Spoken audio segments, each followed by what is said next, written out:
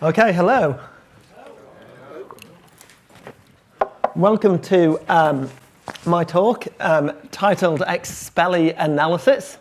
For those Harry Potter fans in the room, if there is any, you will know that in Harry Potter there is a spell called Expelliarmus, which when I was asked to come up with a title to this talk, one of my children was running around the room going, Expelliarmus!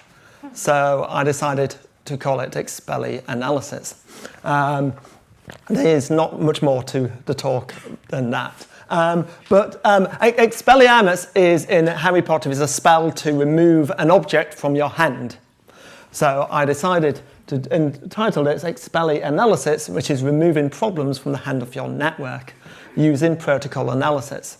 And I'd like to start with a bit of an example of how you might do that. So I think I'm going to ask, maybe if you three could just come and stand at the front to help me out with my example. You just need to stand at the front, absolutely perfect. Yeah, just stand at the front, absolutely perfectly. So I have here what some of you might recognise as a pack of playing cards. For the purposes of this example, they're going to be a set of data packets that are going to be, when we're going to transmit one of these data packets across a network, which you guys are going to make for me in a minute. So I'll just put my clicker down while we do this.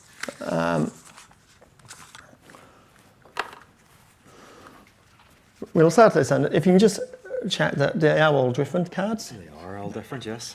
That's good. Okay. So we'll come over here. Now, I'm just going to spread these out. And as I do, I just want you to point to one of the cards. You want that one? You can take that, yep. Look at it, don't show it to me. You can hold it to your chest if you want, I don't need to see it.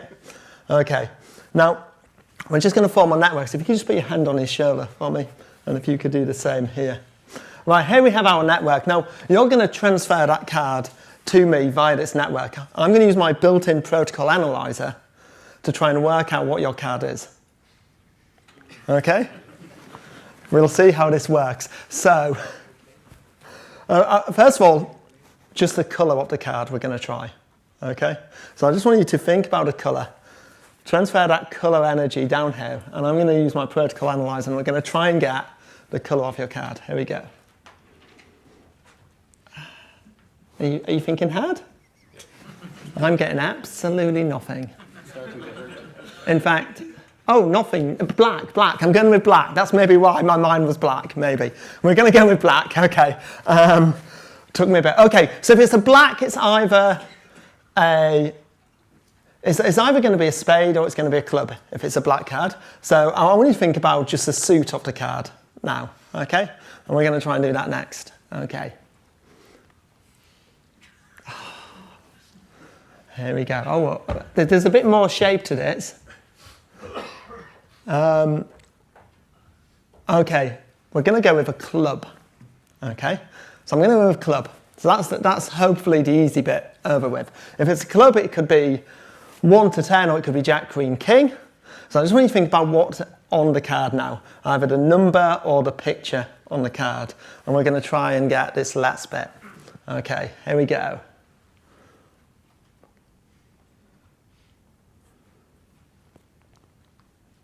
Okay. Did you get it as it passed? Did you get it? You didn't? Okay, well, there might be a bit in the transmission medium, but I think it's the 8, so we're going to go with the 8 of clubs. Can we have a look? It is the 8 of clubs. Thank you. You can sit down. Thank you.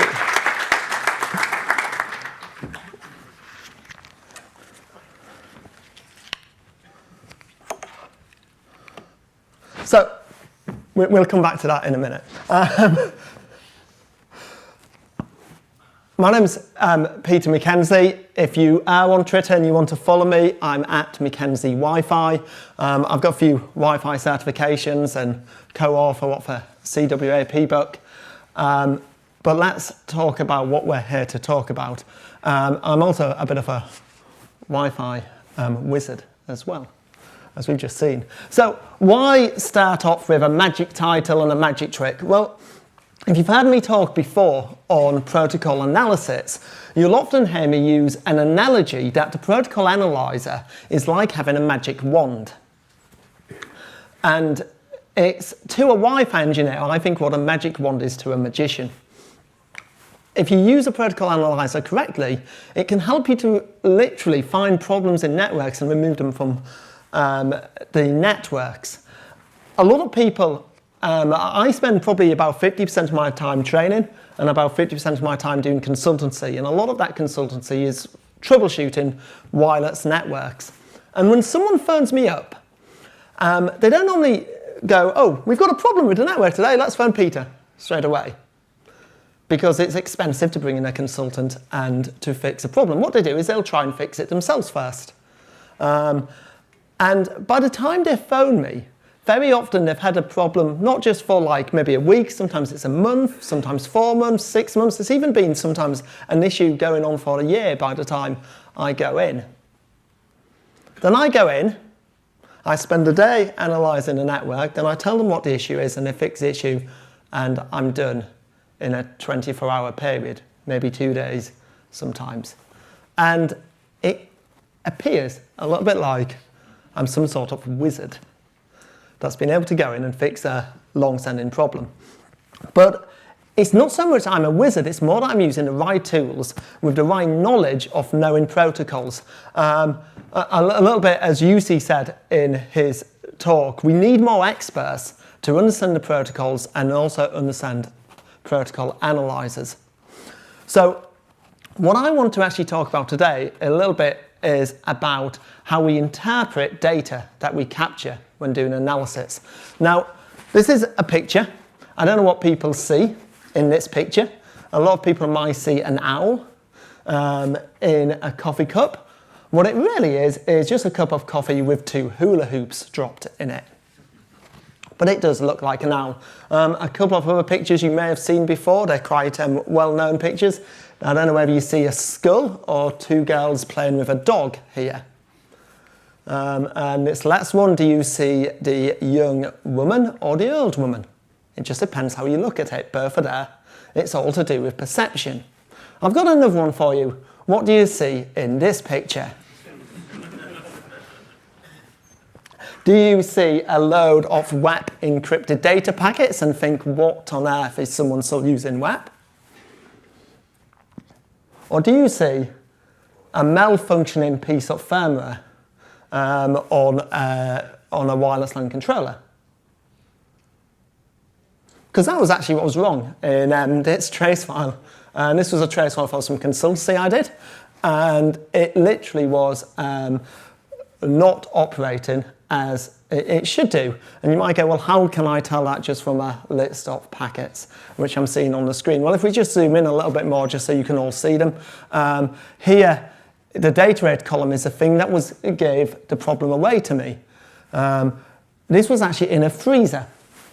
And there was some scanners which scanned some products, and then they went to print a label. And the problem was they weren't managing to print the label. Now, what we see here is we see in the data rate column, it attempt to, we see a sort of transmission attempt from the AP to the client, start at 36 meg, then it tries 18, then 12 meg, and it just gets retransmitted, which is what we know by this plus. It's basically retransmitted, never successful. We do see null data packets going out to 11 meg and acknowledgements, but all the high data rate transmissions are not getting acknowledged. Now, Stephen talked about turning off low data rates, which is a really good thing. But I've got a question for you. When would you turn off the high data rates? Anyone know that? There's one valid reason I can think of for turning off high data rates. Anyone know when it is? To punish a difficult client? Applying for difficult clients? It's actually in high multipath environments, like a walk-in freezer.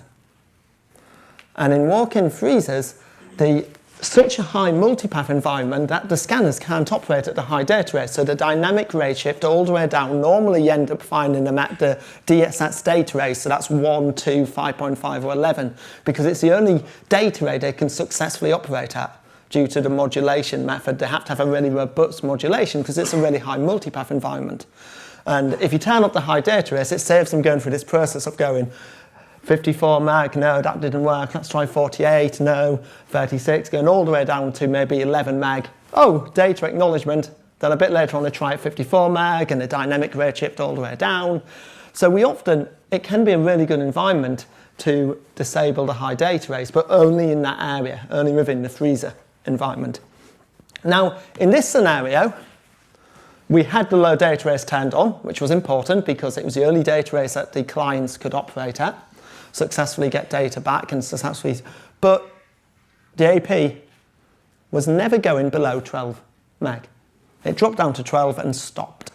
It had data rates enabled below that, but it stopped. And that started when a firmware some new firmware got pushed up to its AP. It just decided it would never try below 12 meg. And the clients in this space could only operate at low data rates, therefore they stopped operating. So that was more just really an example, just to open up this discussion, is when we see data within protocol analyzers, it's really important to understand how to interpret it. And I thought today's talk, it'd be a good idea to give you a few tips that I've learned over the years of analysing networks, and just a few pointers. Out of interest here, how many people have done Wi-Fi captures here, protocol analysis captures? How many people have done it? Excellent. Hopefully some of my talk will be appropriate for this level of audience then. So something you'll hear me say a lot, and something I say an awful lot, is packets never lie. That's the beauty of protocol analysis, is that we can see what's really happening on the network instead of guessing. You know how you configured your APs, you know what you think it should be happening, but it's only when we capture the packets we actually see what's really occurring on the network. However, the packets never lie, but often our interpretation of the packets do lie. We can look at a protocol analysis trace file and we can go, oh, that's really interesting, that must mean, and jump to the wrong conclusion. That's going to stop us being able to fix a problem. And might lead us to 6 months of not being able to hit the problem because we've interpreted the packets incorrectly and then you phone me up. So how can we stop jumping and interpreting packets? Well, a few tips, that's what I'm going to work through with you this morning. The first one is I want to talk about channel information. There's lots of places within analyzers. All my screenshots are OmniPeak, by the way, if you're wondering. But same if you're using Wireshark or ComView for Wi-Fi, they all share the same information. And what they all do is show you channel information. So we can see, this is in the packet view, we can see a channel column. I can see it in the packet info. I can see it in, this is like a wireless view. I can see the channel, and you'll notice every single packet has a channel associated with it. Okay, we all understand what channels are. What's special about that? Well, what is that telling us? It is telling me the channel that the packet was captured on. What it's not telling me is what channel it was transmitted on.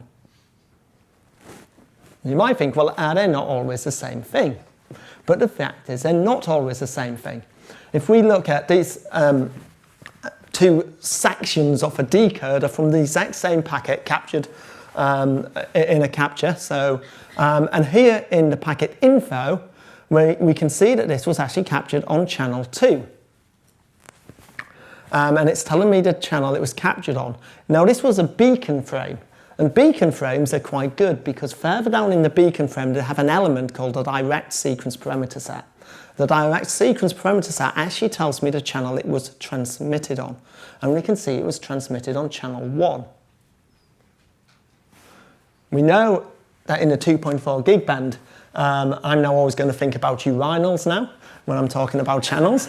But we know that the channels overlap. Channel 1 overlaps with channel 2 and channel 3 and channel 4 and channel 5. And so we have them overlapping. Well, if we can hear that overlap strong enough, we can pick up the same signal. In fact, and you can set this up in a lab if you want to do the experiment. If I set an AP up here and set it up on channel 1, and I open up my laptop and start capturing on channel 6, they don't overlap, do they? And I'm set next to the AP, I will capture the beacons, every single one, with no corruption. So I move around, still getting beacons, still getting beacons, still getting oh, they've gone. Maybe by the time I get to the other side of the stage. Okay, interesting. Let's try leaving the AP on channel 1. This time I'm going to capture on channel 11. That's a long way apart, isn't it? Surely not the same. Set next to the AP, getting every single beacon. Step over here. Oh, they've gone.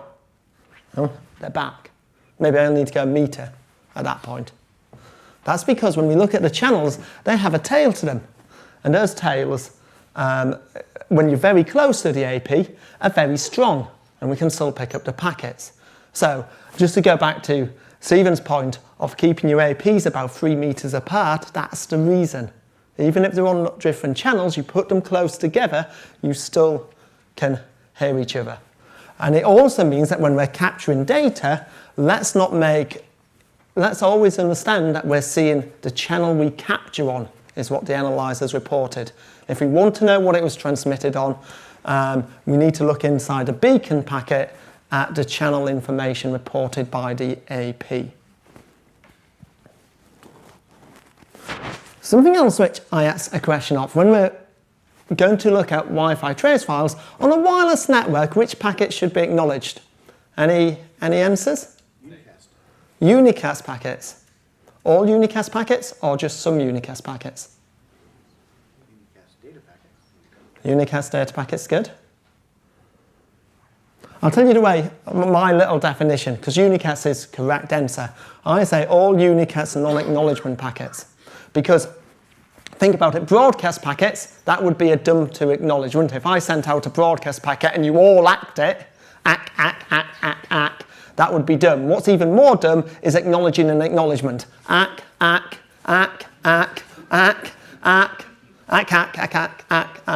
would be dumb. So we acknowledge all unicast non-acknowledgement packets on a wireless network. So if that's our working definition of the packets we acknowledge, I've got another question. How many types of acknowledgement packets are there? Anyone want to guess at that? Or tell me what types of acknowledgement packets do we have? We have an ACK and a block ACK. I've got 2. Any more? CTS. Well said. So I come up with 3 too. We have an ACK, a block ACK, and a CTS. A CTS is an acknowledgement to an RTS packet. In fact, if you look at them side by side, you'll see that they pretty much look identical. Here is a clear to send packet, and here is an acknowledgement. They have the same fields at the same length. This one is clear to send is used to acknowledge an RTS, and acknowledgement is used to acknowledge data. So we have 3 types of acknowledgements. Why is it important to understand what packets are acknowledged? Well, let's have a look at a bit of client troubleshooting. This is a scenario. A client is struggling and cannot connect to the Wi-Fi network. So you're asked to troubleshoot a problem. So you go to the client and you say, I'm hearing you're not getting on the wireless network. So I'm just going to monitor your data. You find out what the client's MAC address is.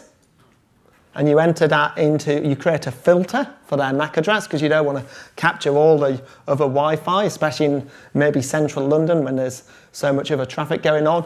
You put their MAC address into your protocol analyzer as a filter, so you're only capturing all traffic going to and from that client.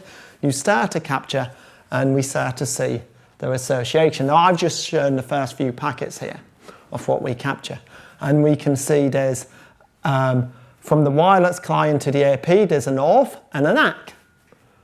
Then we get the wireless AP to the wireless client, we get an ACK, so it ACKs it. Then we get an ORF, this would be like the response coming back, and oh, no ACK. The client doesn't acknowledge that, okay? Then the wireless client sends an association request, which is acknowledged by the AP. And then the AP sends an association response, oh, no ACK. And then we see the AP send an action frame, oh, no ACK. In fact, the client, I could show you the whole trace file, and the client doesn't send any ACKs. It's a bit odd, isn't it? The client isn't sending any acknowledgements at all. So you go, we know what the problem is. It's that stupid Apple device. It's not sending any ACKs. Phone up Apple, tell them that they've obviously got a bug. The reason you can't communicate is there's no acknowledgements being transmitted on the network. But is that a good bit of analysis? If that was the case, what would we expect to see? No connection. No connection? We'd expect to see retransmissions, someone said. If you're not getting any acknowledgements, we're not seeing that. And this is what the reason I picked this example was, this is quite common, and I've seen people jump to the wrong conclusion over this all the time. What's the real reason we're not seeing any acknowledgements? It's because of my filter. What was I filtering on? All packets going to and from my client's MAC address.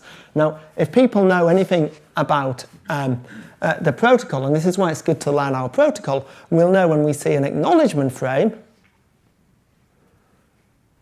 it only has one address, a receiver address. It doesn't tell me who it's coming from, because it doesn't need to. If I send you a data packet and I receive an acknowledgement, I know it went to the person I send data to. It's part of the 802.11 protocol. So because acknowledgements are overhead, why put your address in? But because when the client sends an ACK, his MAC address is never in there, it's going to be rejected by my filter, because I'm only looking for packets which have my client's MAC address in.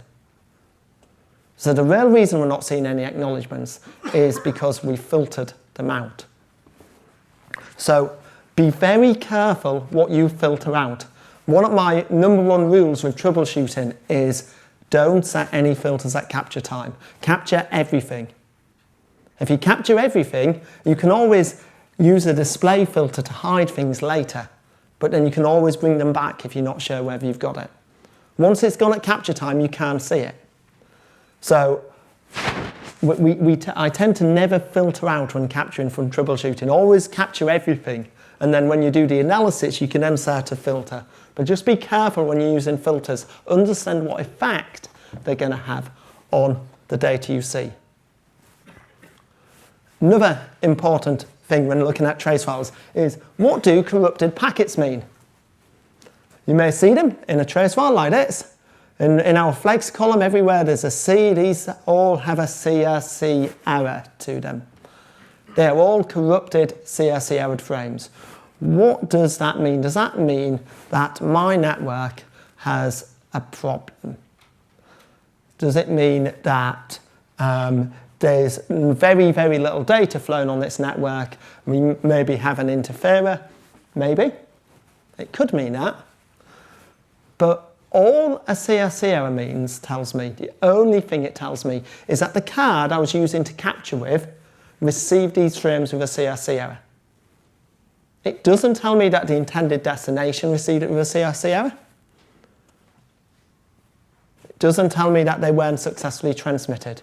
All it tells me is my capture card in the location I'm capturing from saw the frames with a CRC error. Those frames could have been successfully received. It might be because they go into an AP and I'm a long way from the AP, or the AP is on the ceiling, or they go into a client, I'm picking up frames up from a client that's a long way from me, so I see them with an error, but the AP with a better antenna is seeing them fine. So remember that corrupted frames, all they do is tell you that my capture device saw it as a corrupted frame. What's a better statistic to look at then if we don't look at CRCs? Well, retries, I think, tell a much better story. Because when we look at retransmissions, they tell me that a receiver a transmitter wasn't able to successfully transmit a frame and has had to retransmit it. That basically means that a receiver sent a frame and didn't receive an acknowledgement back. Now, either the frame never got to the intended recipient, so it never sent an ACK, or the acknowledgement didn't get back. One of those two things occurred, but it tells me that a transmitter failed in sending a frame and has now had to try and retransmit it. So you're much better if you're trying to look at a problem between a communication path between a transmitter and receiver, is to see how many retransmissions you see, not how many CRC errors.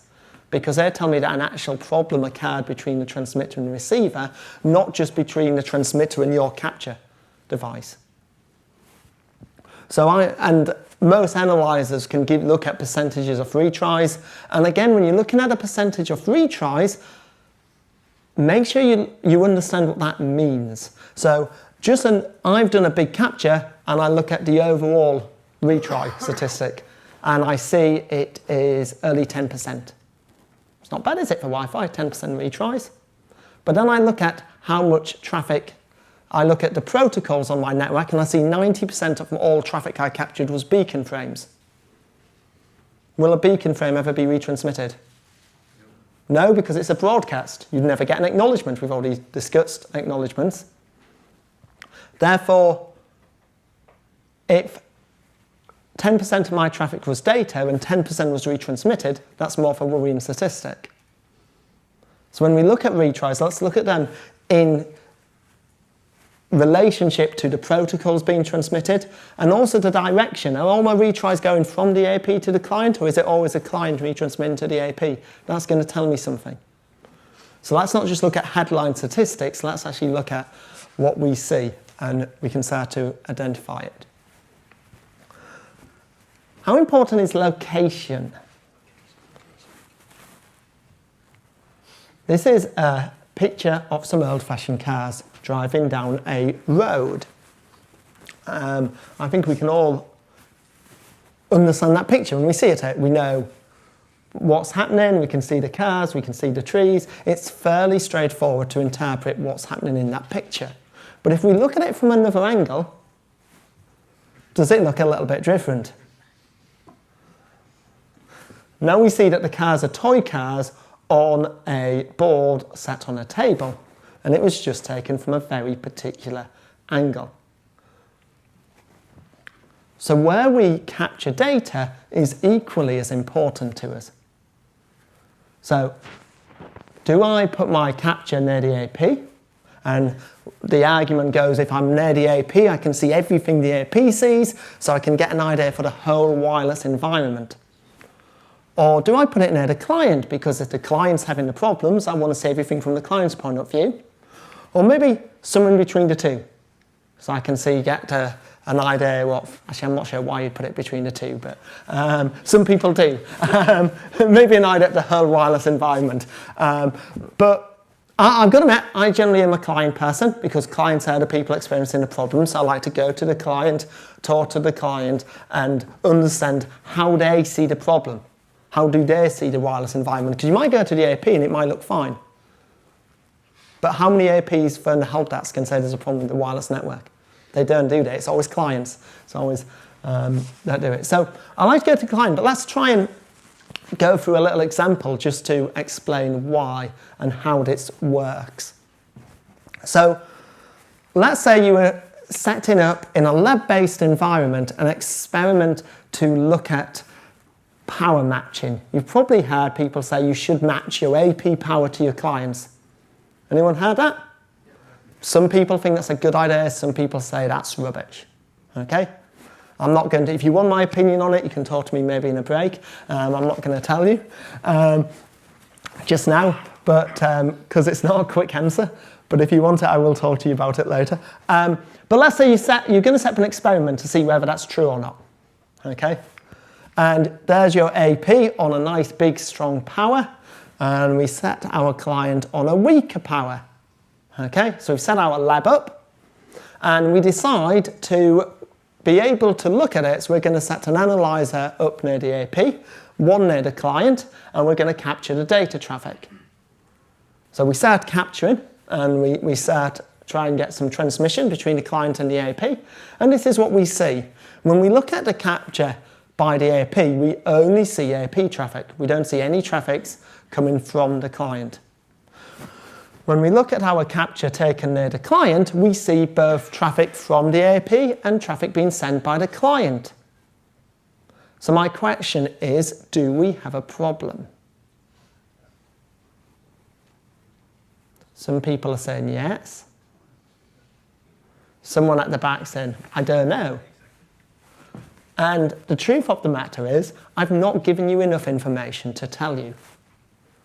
We don't know at this stage. Why do we not know? Well, we're only seeing at the AP traffic sent by the AP, but we can't see any traffic from the client. What does that tell me? It only tells me one thing. It tells me that my capture device up here can see traffic from this client down here.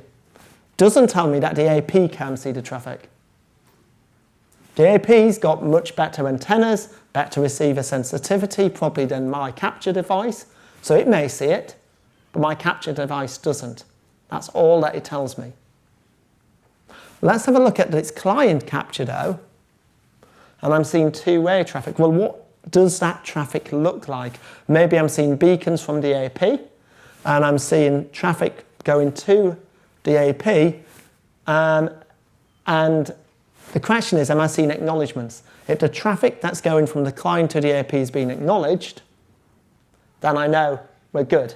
If I'm seeing retry, retry, retry, retry, and no acknowledgements, I know we have a problem.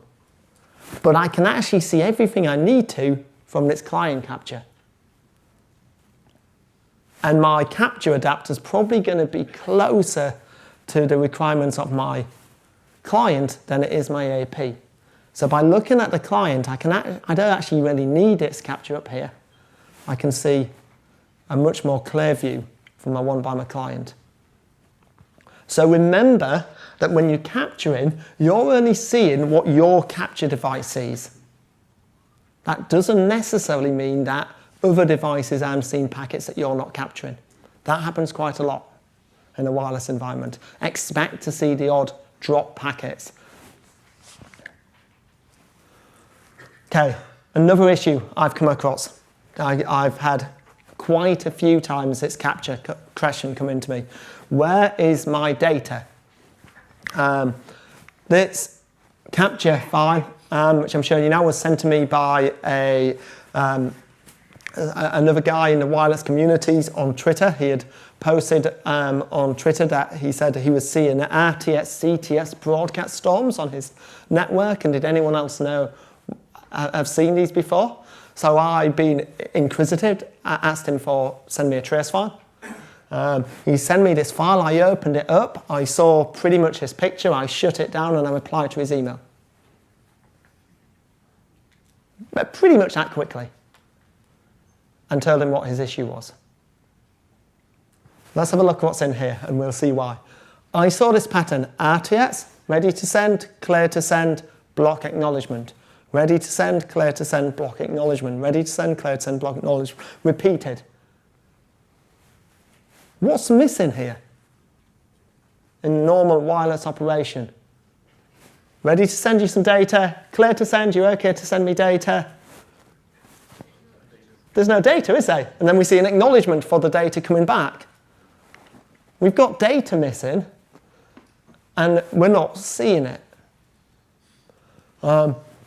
This trace file was taken using a Linksys single spatial stream AC adapter in monitor mode.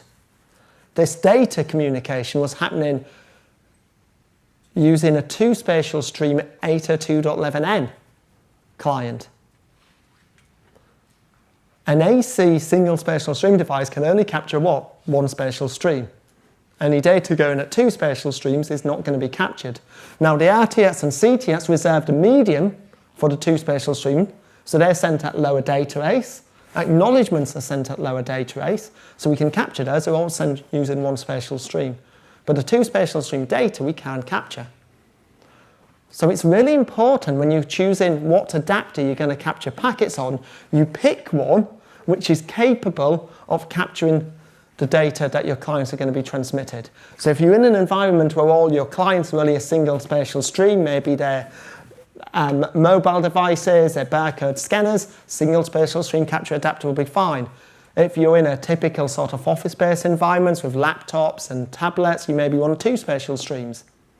If you're in an environment with lots of MacBook Pros, MacBook Airs, they have three spatial stream cards in. So you're going to want to capture with three spatial streams. So it's important to understand your clients before you do a packet capture, or you're just going to get captures that look like this. Sometimes, though, we don't need the data packets to troubleshoot Wi-Fi. Because if encryption is on my wireless network, would I be able to read my data packets anyway? No, not the data element.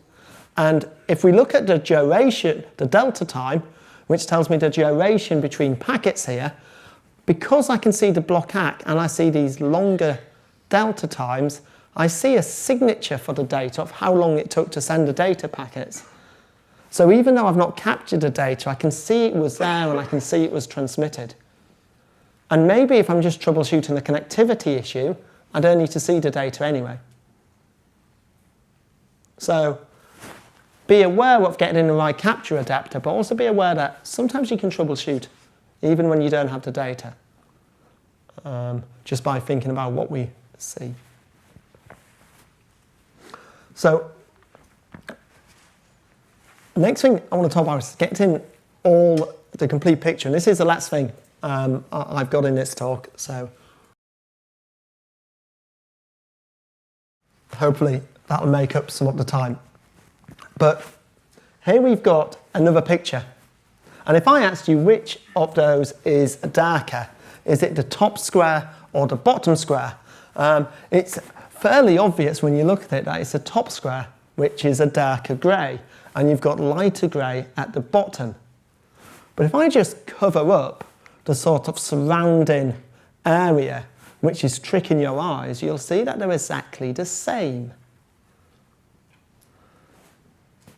And where we look at things and how we look at things can change what we see often.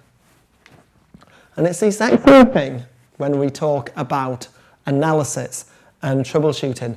So I'm going to walk you through one last example. This was an example of a network we had to troubleshoot.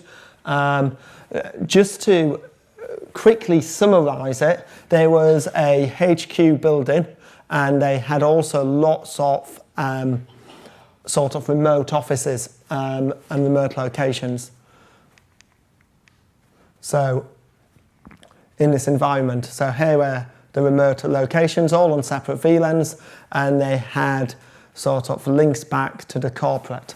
Now, there was two VLANs. There was the corporate VLAN, which was VLAN 10, that's where all these laptops connected, and then there was a guest VLAN, which all the guest traffic got tunneled back from each side back over the corporate infrastructure to a VLAN in the DMZ called VLAN 99.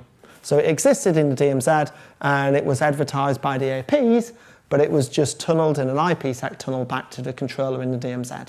Fairly standard wireless LAN deployment. The problem that I had was we got told that at certain sites, the clients weren't getting DHCP addresses anymore on the guest VLAN. So on VLAN 99, they weren't getting a DHCP. So my initial thinking was they've probably got a problem with their DHCP scope, maybe not enough addresses, but let's do some analysis and just see what's happening anyway. And sure enough, we do a wireless packet capture and we see the client send discover, any DHCP servers, discover, discover, discover, not getting a response. Yeah, your DHCP servers may be down, but let's just have a look at what we see in the AAP as well. We do a capture from the AAP, and we see the same thing, the client sending out discover, discover, discover. So I can sit there and say your DHCP server's either down or the DHCP server maybe doesn't have enough addresses in the lease. You know, it's not a Wi-Fi issue, it's a problem with your corporate DHCP. My job's done. I can, you know, give them a bill and go to the pub early. The problem is, when we look at, this is one thing I always like to do when I do wireless captures, is I always, as well as taking a wireless capture, like to take a wired capture. And I like to compare the two. And I really think nowadays we should be always doing wired captures when we do wireless captures, because what's the wireless network there to do? It's there to provide services from the wired network. So then we did a capture here. Just on VLAN 99, mirrored the port going to the wireless LAN controller. And we just said, let's have a look at what we see there. And then we saw a discover, and we saw an offer coming back from the DHCP server. Oh, maybe I was a bit quick to point my finger at the DHCP server because it is sending offers. Now my problem's looking more like a wireless issue, or at least a wireless system issue, because it enters the controller, but it's not coming out the AP. I only see that by capturing in multiple locations and looking at the thing from multiple places. And that's really what I wanted to highlight here, just to sort of complete the puzzle for you. We then did another capture on the AP, but this time we decided to capture all packets being dropped by the firewall on the AP. And we discovered, this was a little bit from that trace file, but a bit to point in was we saw the drop reason. And the drop reason was it said wireless client to client disallowed. It thought the DHCP offer was a wireless to wireless traffic. And then when we had a look in more detail at the forwarding database, we saw it had incorrectly identified the DHCP server as a wireless client, and client isolation was on, so it was blocking the traffic. And this was actually a bug we discovered in this particular wireless manufacturer's firmware, which we reported to them, where it was incorrectly identifying certain packet types as wireless clients in certain scenarios. And that was why DHCP wasn't working. So I guess what we learn is that having more views of our data helps us to make better decisions when we're analysing data. So when troubleshooting, think about where you capture data. Can I see it from the problem from all the angles I need to see it at? Am I got any filtering which is hiding what I need to see? And do I understand my protocol so I know it well enough that I can actually see what's happening? That pretty much brings me to the end of my presentation. I do want to just mention one more thing though, on an unrelated matter to you. I just want to mention, for those of you that haven't heard of the Wireless LAN Association, which is an organisation, a non-profit organisation, which was set up maybe about 2 years ago now, so it's still fairly new, but it's an industry association for wireless, so industry professionals. So if you've not checked it out, please do check it out. It's being run by people from the industry and volunteers, people like Keith and myself who are on the board of the Wireless LAN Association. We'd love you to come on board and check it out. We're trying to give Wi-Fi folk who are out there working in the industry, the professionals who are designing, troubleshooting, installing, managing wireless networks, more of a voice in the industry. So do come and check it out. Also, to point out, we're having our first Wireless LAN Association UK event. We're calling it Wireless LAN Tools and Toys. It's basically going to be an opportunity to meet up in Manchester on the 16th of November, and people are going to bring along all the tools they use and sort of do some demos and say, hey, look, I find it's a really useful tool. Have you thought about using it? And have a bit of networking. So you don't need to be a member to come to this event. It's really an event for you guys to come along and see what we're about and maybe decide if you want to join. We do ask that you register there, so wirelesslanassociation.org/register is a URL to register if you want to come along, and it's 10 till 6 in Manchester. That's what I have to say. Thank you for listening. Thank you, Peter.